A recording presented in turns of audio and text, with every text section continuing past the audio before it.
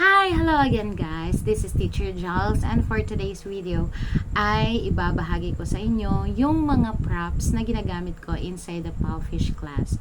So every time na nagka-class ako inside the Powfish at kung during ng klase ko ay ito yung mga bagay na ginagamit ko to enhance, to arouse also the interest of my student or students.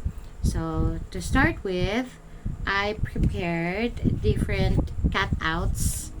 So, these are some of my cutouts prepared para gawin kong props as reward system ng para sa students ko.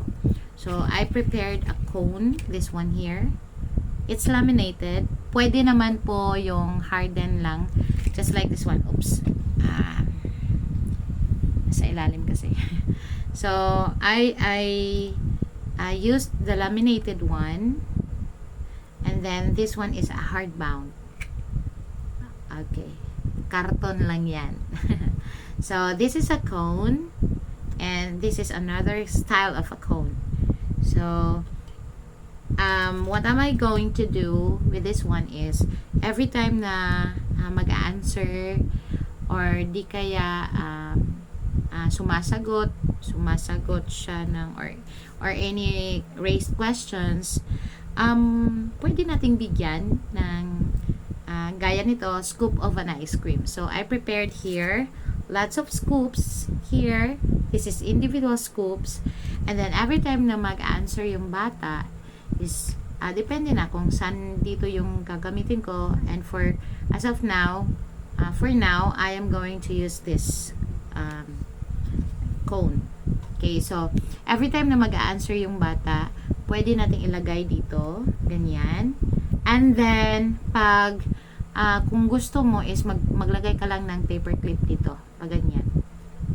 Yan, paper clip dyan, tapos another scoop na naman here, paper clip mo din dito, and then another scoop na naman, and then paper clip, para pag ganyan mo is naka stick lang siya. Okay, so ito yung one of the best and very tawag dito, very effective na reward system. And I also have this stick ice cream. Okay, this one.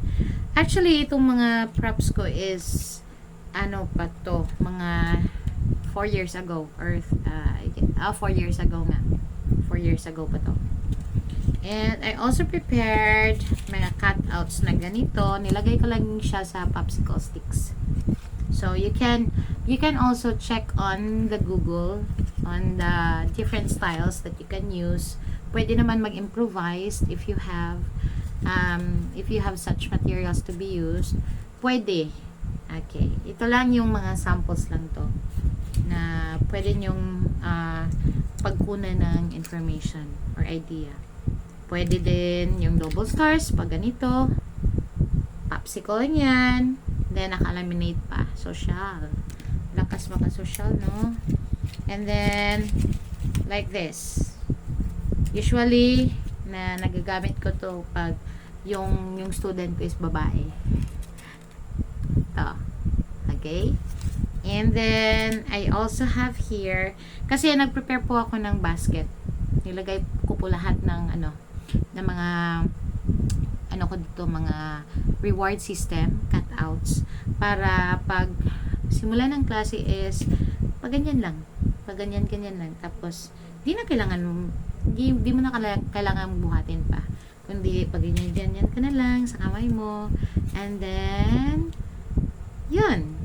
Maglabas ka lang ng sticker. Wow! You did a great job! You are excellent! Great! Pag ganyan ka lang. And then, a lot of more. So, ganyan. Parang sticker type lang. And then, I also have this one. A good job. Pag ganyan. Meron din akong mga maliliit dito. Good job.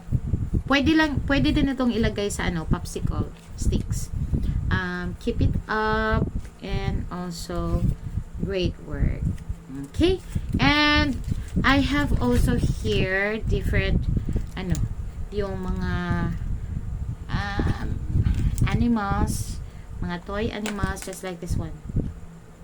I have a cow.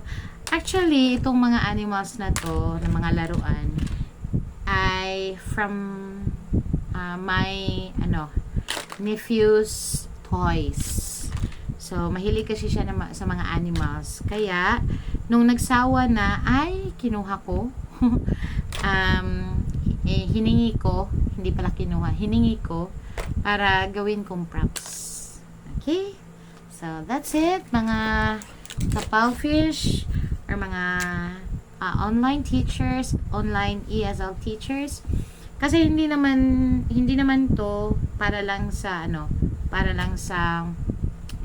palfish, kundi pwede rin tong gamitin sa iba pang ESL company. So you can use this one, you can have your ideas just like this one, or you can have more ideas more than this one.